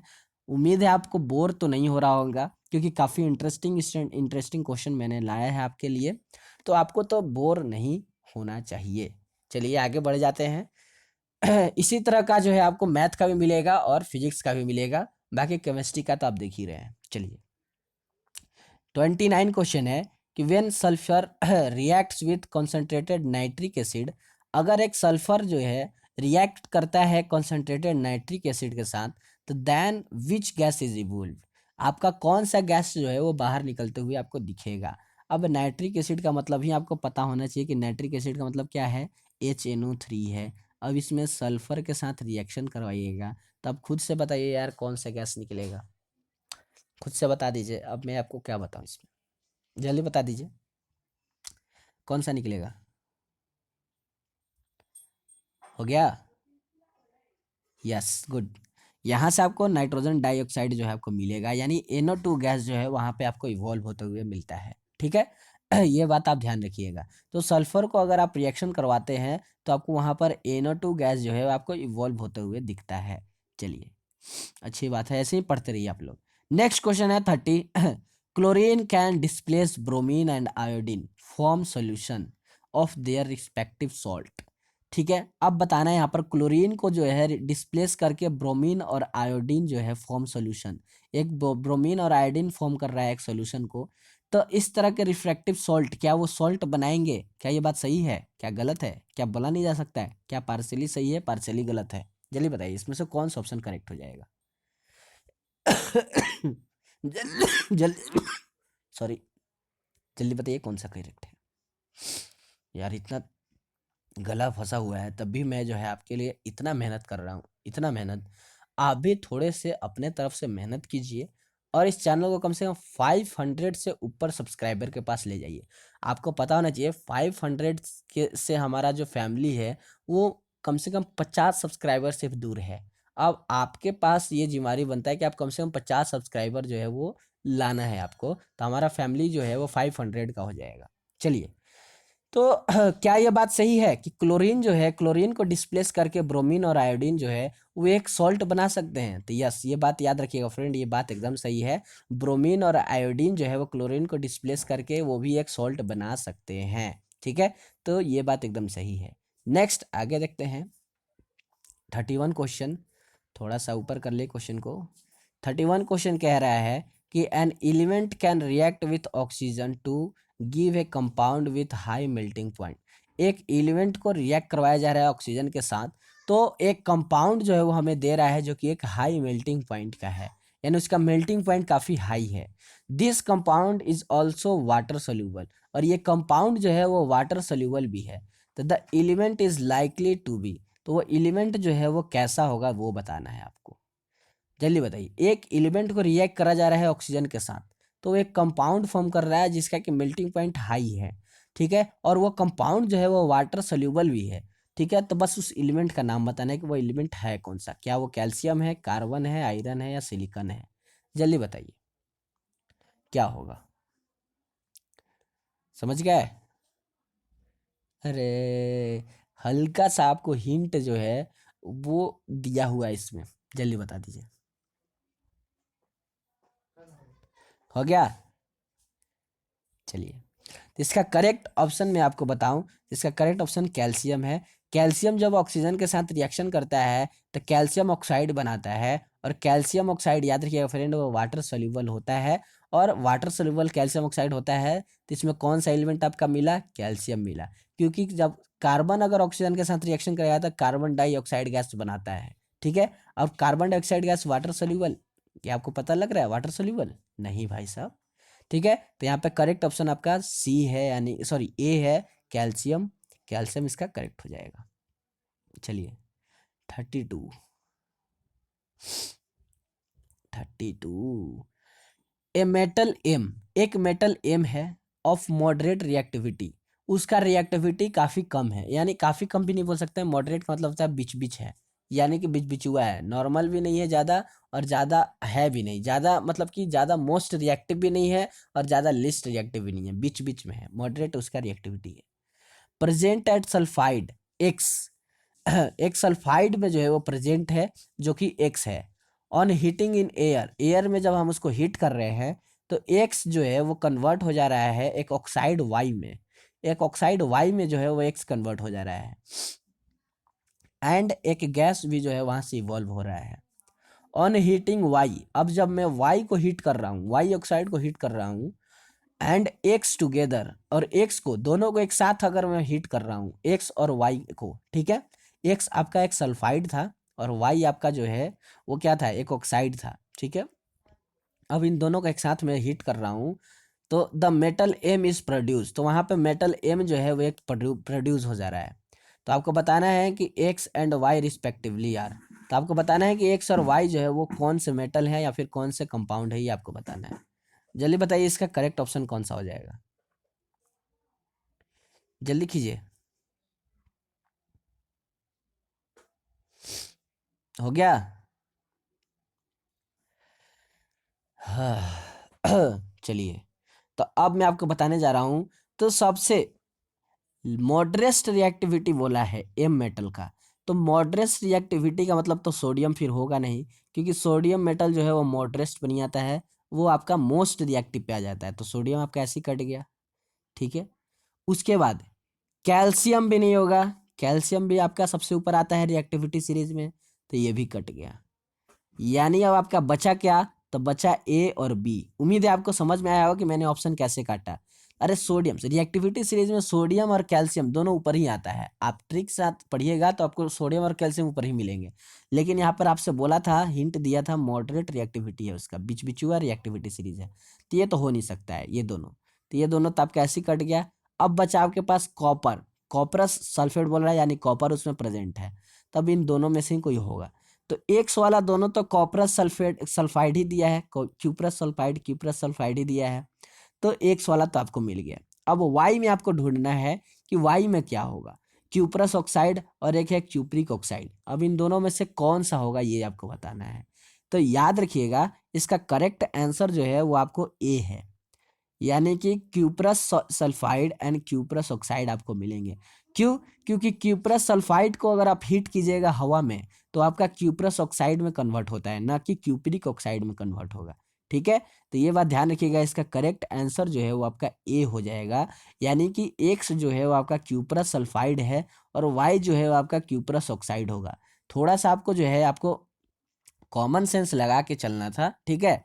बाकी आप इसको खुद से दो ऑप्शन आप इलिमिनेट कर सकते थे, ये दो ऑप्शन इलिमिनेट होने के बाद एक्स वाला तो दोनों में सेम ही दिया था, बाकी अब आपसे वाई पूछा था, तो आप खुद से जानिए, जब कॉपर सल्फेट क्यूप्रस सल्फेट को जब हीट कीजिएगा तो क्यूप्रिक ऑक्साइड में तो वो कभी जाएगा नहीं, हमेशा वो कॉपरस ही क्यूप्रस ही रहेगा, तो क्यूप्रस ऑक्साइड में वो कन्वर्ट हो जाएगा सल्फाइड से, ठीक है। तो आपका ए ऑप्शन आपका यहाँ पे करेक्ट हो जाएगा। चलिए 33, 33 है। 33 है, the following observation are given by the four metal, चार मेटल का ऑब्जर्वेशन यहाँ पे दिया हुआ है। मेटल एच यानी hydrogen does not react with dilute HCl, क्या ये बात सही है?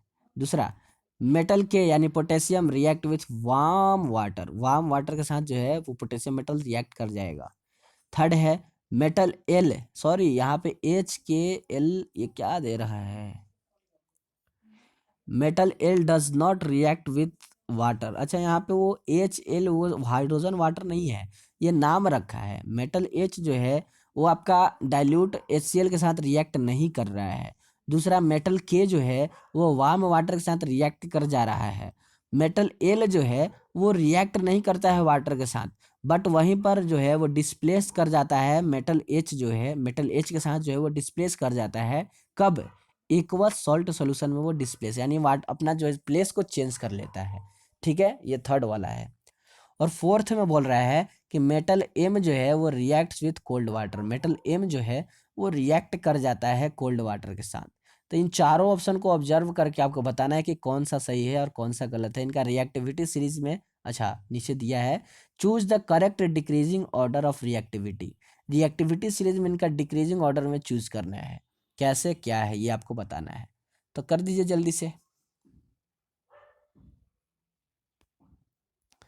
हो गया?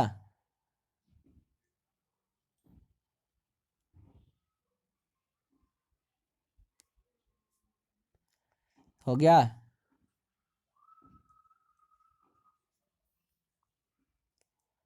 चलिए अब हम करते हैं।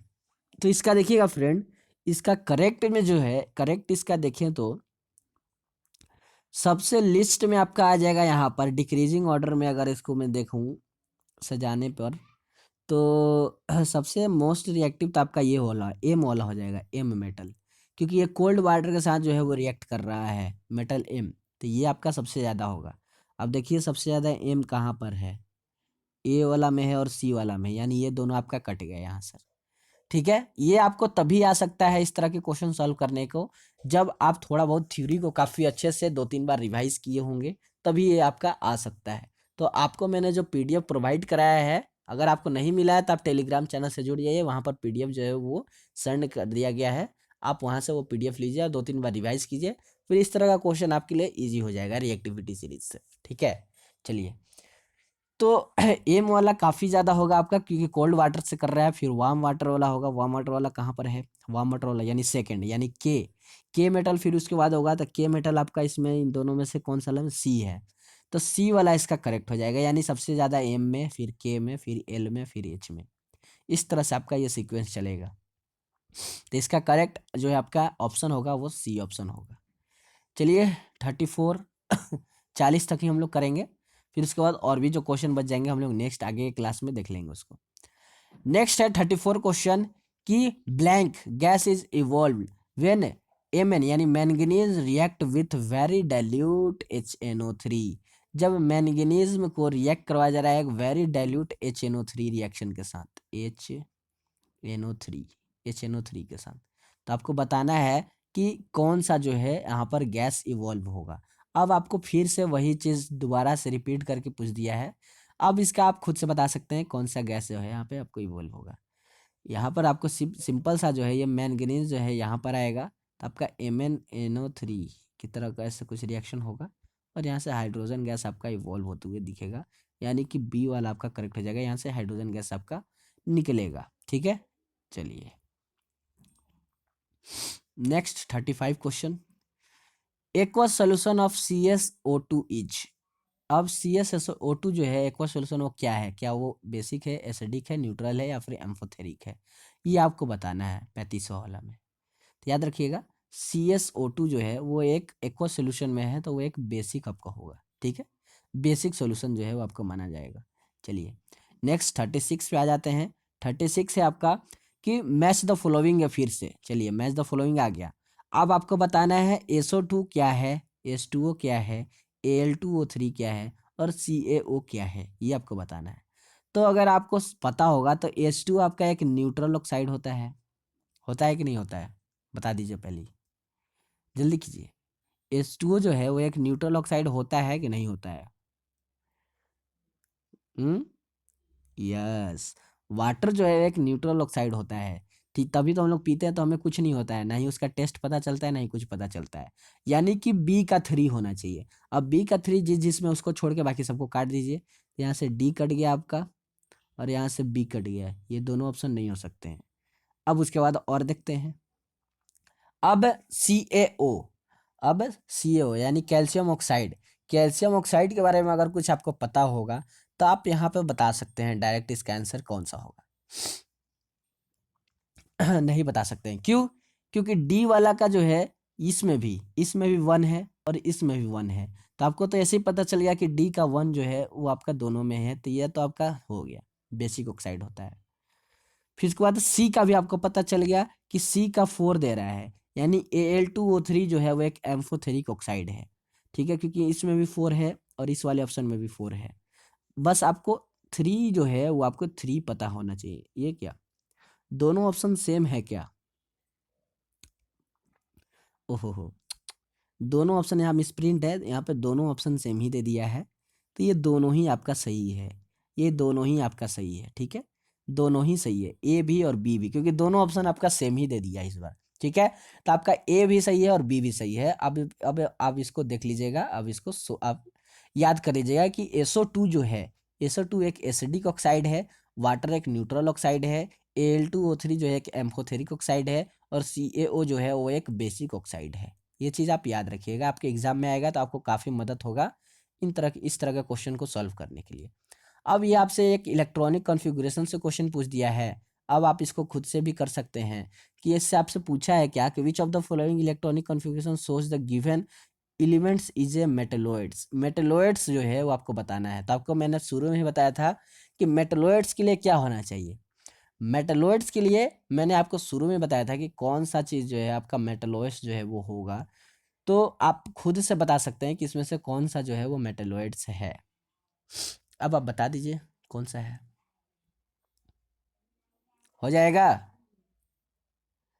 जल्दी बताइए भाई साहब। हो गया। आपसे पूछा है which of the following configuration shows that the given elements is a metalloids. इसमें से मेटलॉइड्स कौन सा है ये आपसे पूछा है। तो बता दीजिए यार, इजी तो है 37 का। जल्दी जल्दी कीजिए जल्दी। Yes, good good. आपका यहाँ पे मेटलॉइड्स जो है वो आपका ए वाला हो जाएगा। मैंने आपको बताया था कि जो वैलेंस इलेक्ट्रॉन है, वैलेंस इलेक्ट्रॉन के लास्ट में आपका क्या होना चाहिए, 4 होना चाहिए। आपको शुरू में ही बताया था इसी वीडियो में, इसी एमसीक्यू सीरीज में ही, कि 4 आपका होगा तो वही आपका मेटलॉइड्स होता है। तो आप यहाँ पे बोलेंगे कि भैया ये सी वाला में भी तो लास्ट में 4 दिया है, तो ये भी तो होना चाहिए। नहीं होना चाहिए, क्यों? क्योंकि 4 और 5 6, 6 पे आता है क्या चीज, कार्बन आता है। कार्बन आता है। तो याद रखिएगा फ्रेंड, ये आपका यहाँ पर नहीं होगा, सी वाला जो है यहाँ पर नहीं होगा। यहाँ पे एक मिसप्रिंट कर रखा है ये। यहाँ पे जो है 4 ना होकर के यहाँ पे ये यहाँ पर 7 होगा। ये 4 ना होकर के यहाँ पे फ्रेंड 7 होगा। ये एक मिसप्रिंट है, ठीक है, ये याद रखिएगा। तो यहाँ पे कौन सा ऑप्शन करेक्ट है? ऑप्शन नंबर ए जो है वो आपका करेक्ट हो जाएगा। उम्मीद है अब आप समझ गए होंगे। हाँ, वो कन्फ्यूजन था, अगर वहाँ 4 रहता तो वो भी आपका करेक्ट हो जाता। ठीक है। तो यहाँ पर ए वाला जो है 37 का, वो आपका ए जो है वो आपका करेक्ट हो जाएगा, क्योंकि मेटलॉइड्स लास्ट वैलेंस इलेक्ट्रॉन में 4 होगा तो वही आपका मेटलॉइड्स प्रॉपर्टी शो करता है। चलिए, 37 हो गया। 38 पे आते हैं। 38 आपका क्वेश्चन है कि which element among the following can be considered as a metal और ए नॉन मेटल बोथ। दोनों दोनों ही शो करने वाले कौन है, मेटल भी और नॉन मेटल भी। अब यानी मेटल नॉन मेटल दोनों शो करने वाले हो, जो भी होगा वो मेटलॉइड्स कहलाता है। अब आप बता दीजिए इसमें से कौन सा जो है आपका मेटलॉइड्स है। आपसे सिंपल सा मेटलॉइड्स पूछा है कि इसमें से कौन सा मेटलॉइड्स है, क्योंकि मेटल और नॉन मेटल दोनों आपका नेचर शो करने वाले को हम लोग कहते हैं मेटलॉइड्स। तो आप आपसे सिंपल सा इसने मेटलॉइड्स के बारे में पूछा है कि इसमें से कौन सा मेटलॉइड्स है। तो याद रखिएगा, नाइट्रोजन मेटलॉइड्स नहीं होता है, सल्फर नहीं होता है, मरकरी नहीं होता है, सिलिकॉन जो है वो एक मेटलॉइड्स है, जो कि मेटल और नॉन मेटल दोनों का जो है अपने पास नेचर रखता है वो। ठीक है। तो सिलिकॉन आपका हो जाएगा, सेमीकंडक्टर जिसको आप कहते हैं। चलिए, next 39, which of the following is not, याद रखिएगा, नॉट आयनिक कंपाउंड पूछा है कि आयनिक कंपाउंड कौन नहीं है। चलिए, तो आपको पता होना चाहिए कि KCl भी होता है, HCl भी होता है और NaCl भी होता है, बट CCl4 जो है वो आपका नहीं होता है। ये मैंने बताया है क्या आपको? जल्दी कीजिए। आयनिक कंपाउंड पूछा है, आयनिक का मतलब होता है प्लस और माइनस वाला चीज। तो इसमें से कौन सा जो है वो आयनिक कंपाउंड नहीं है, ये आपसे कहा है। अब ये तो आपके लिए हलवा है, अब इसको आप कर सकते हैं। तो जल्दी बताइए इसमें से कौन सा आयनिक कंपाउंड नहीं है। जल्दी कीजिए। हो गया? हो गया? अरे हुआ कि नहीं हुआ?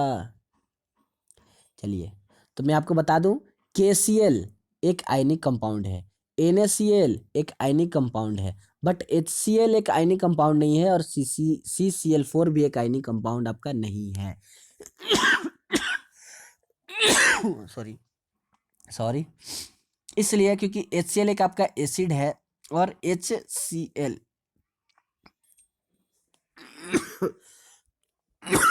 सॉरी, यहाँ पर जो है आपका करेक्ट आंसर जो है, यहाँ पे मुझे लगता है जहाँ तक कि इसका करेक्ट आंसर बी ही होगा।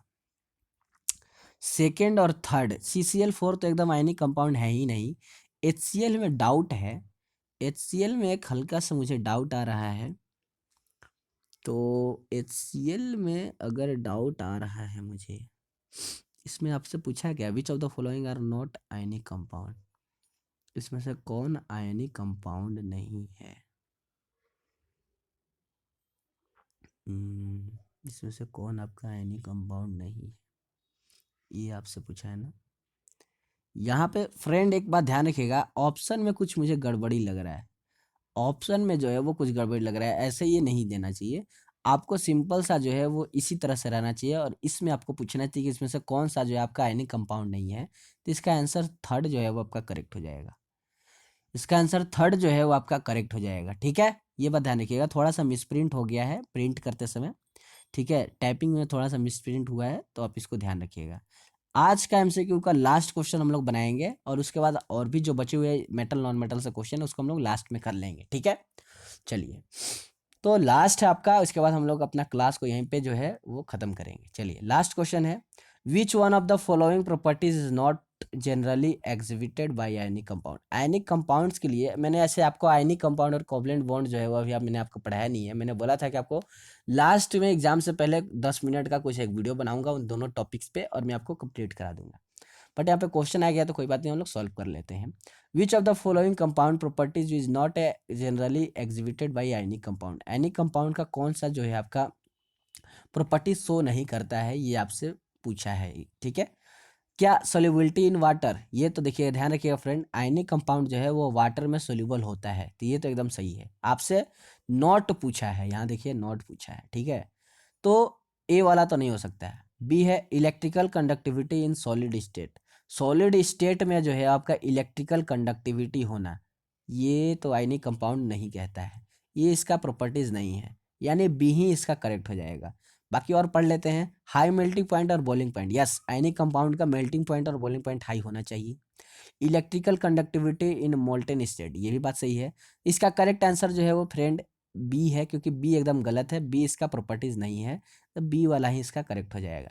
इस तरह से हम लोगों ने पूरा नॉन मेटल और मेटल का जो है वो कम से कम 40 क्वेश्चन जो है हम लोगों ने सॉल्व किया है। 40 क्वेश्चन जो है वो हम लोगों ने सॉल्व किया है। आपको कैसा लगा ये आप कमेंट करके बताएंगे। मिलते हैं नेक्स्ट क्लास में। कल हम लोग कोई नया चैप्टर का पहले थ्योरी पढ़ लेंगे, और फिर उसके बाद उसका क्वेश्चन आंसर शाम को लगा लेंगे। ठीक है, तो तब तक के लिए जय हिंद जय भारत, पढ़ाई करते रहिए, ऑल द वेरी बेस्ट। इसी तरह से हम लोग आपके लिए मेहनत करते रहेंगे। आप बस चैनल को सब्सक्राइब कीजिए, वीडियो को लाइक कीजिए, और अपने दोस्तों में शेयर कीजिए। जय हिंद जय भारत फ्रेंड्स।